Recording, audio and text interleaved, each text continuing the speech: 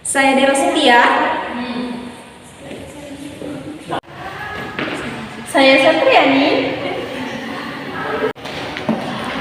Saya Hidayat.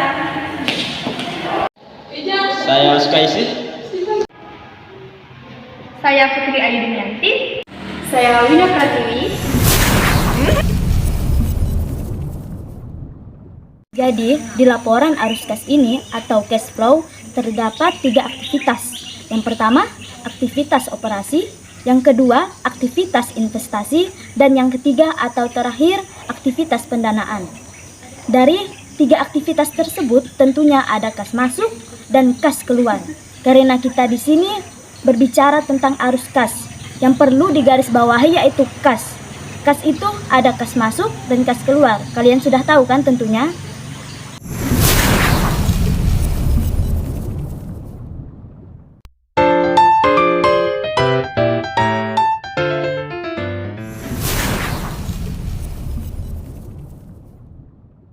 Baiklah, di sini saya akan menjelaskan aktivitas operasi di bagian arus kas masuk.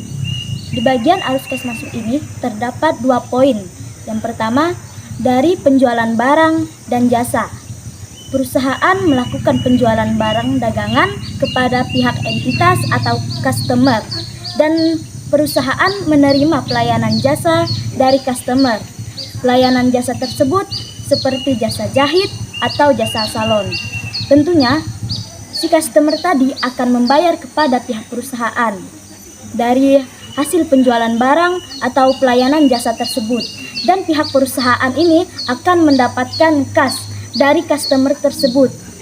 Sehingga pihak perusahaan menerima kas berupa uang tunai. Lalu dicatat di aktivitas operasi di bagian arus kas masuk. Untuk poin yang kedua, yaitu dari bunga yang diterima dan dividen yang diterima.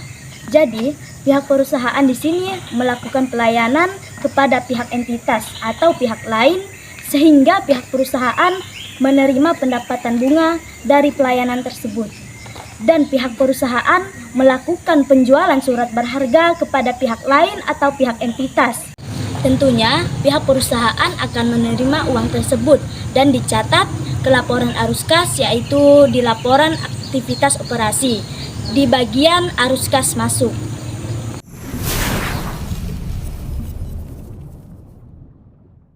Baiklah, selanjutnya saya akan menjelaskan aktivitas operasi di bagian cash outflow. Nah, di sini di bagian cash outflow saya akan menjelaskan yaitu supplier for inventory. Nah, di sini maksudnya adalah di mana itu suatu perusahaan melakukan pembelian persediaan, di mana di sini otomatis perusahaan mengeluarkan arus kas dan terjadilah pengeluaran arus kas. Nah, yang selanjutnya adalah to encourage forwarders. Nah, di sini di mana suatu perusahaan itu membayar gaji karyawan, dan di sini otomatis suatu perusahaan itu mengeluarkan pengeluaran arus kas, dan di sini terjadilah pengeluaran arus kas.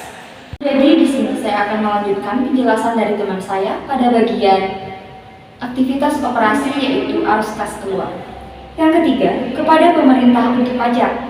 Di sini perusahaan membayar PPh badan secara tunai, maka perusahaan mengeluarkan kas perusahaan. Kemudian yang keempat, untuk pemberi pinjaman untuk bunga. Di sini perusahaan meminjam uang di bank dan dikenakan bunga. Apa itu bunga pinjaman? Jadi bunga pinjaman adalah balas jasa yang ditetapkan kepada peminjam atas pinjaman, maka mengakibatkan adanya arus kas keluar. Kemudian yang kelima, kepada orang lain untuk beban. Di sini perusahaan mempunyai beban yang dimana beban itu tidak sedikit. Misalnya membayar sewa gedung, membayar listrik. Nah, di sini mengakibatkan adanya terjadi arus kas keluar.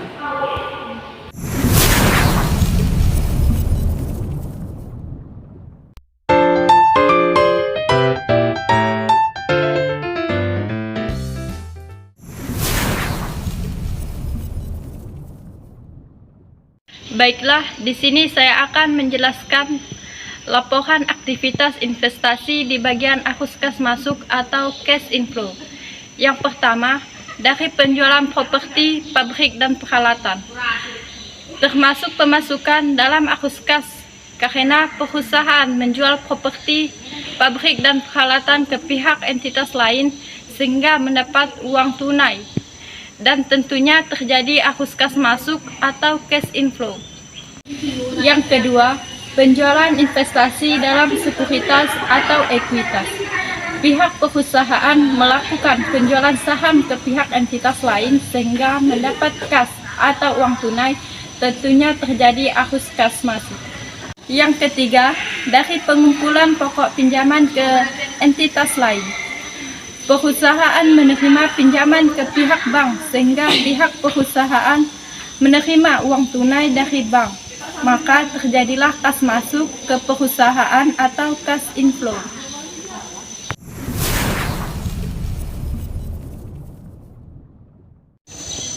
Baiklah, selanjutnya saya akan menjelaskan bagian cash outflow. Ada 3 poin. Yang pertama, untuk membeli properti, pabrik, dan peralatan. Perusahaan membeli properti, pabrik, dan peralatan. Barang-barang ini diperlukan untuk menjaga sebuah perusahaan agar tetap berjalan. Investasi ini adalah arus kas keluar. Karena, untuk membeli barang tersebut, sebuah perusahaan secara tidak langsung mengeluarkan uang kas secara tunai, maka ini bisa disebut sebagai mengurangi kas. Poin yang kedua yaitu untuk membeli investasi dalam sekuritas dan ekuitas.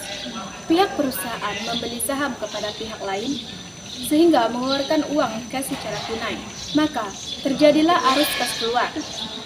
Poin yang ketiga yaitu untuk memberi pinjaman kepada entitas lain. Perusahaan memberikan pinjaman kepada pihak lain sehingga mengeluarkan uang kas secara tunai, maka terjadilah arus kas keluar.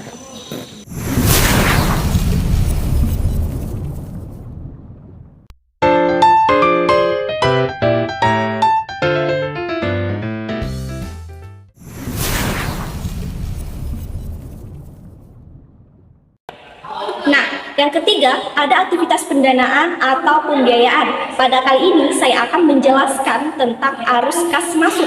Yang pertama, penjualan saham biasa. Penjualan saham biasa termasuk ke dalam arus kas masuk karena hasil dari penjualan saham tersebut akan dicatat dalam arus kas masuk pada aktivitas pendanaan atau pembiayaan ini. Yang kedua, penerbitan hutang. Nah, dengan terbitnya hutang dari perusahaan lain kepada perusahaan kita atau yang biasa kita sebut dengan piutang, ketika perusahaan tersebut membayarkan hutangnya kepada kita, maka akan menambah kas. Pada aktivitas ini akan dicatat dalam laporan arus kas masuk pada aktivitas pendanaan atau pembiayaan.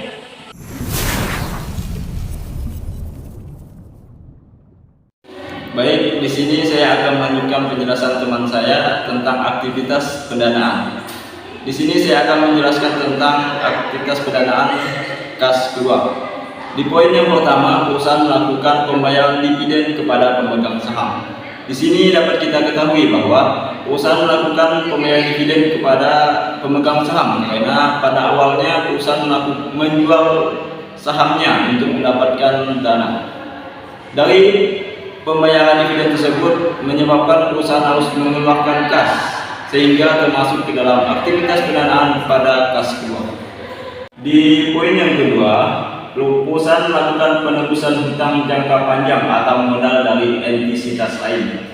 Dari sini dapat kita ketahui bahwa perusahaan melakukan pembayaran hutang yang pernah diterbitkan oleh perusahaan dalam bentuk obligasi. Dari pembayaran yang dilakukan oleh perusahaan tersebut menyebabkan perusahaan harus mengeluarkan kas sehingga termasuk ke dalam aktivitas pendanaan pada kas keluar.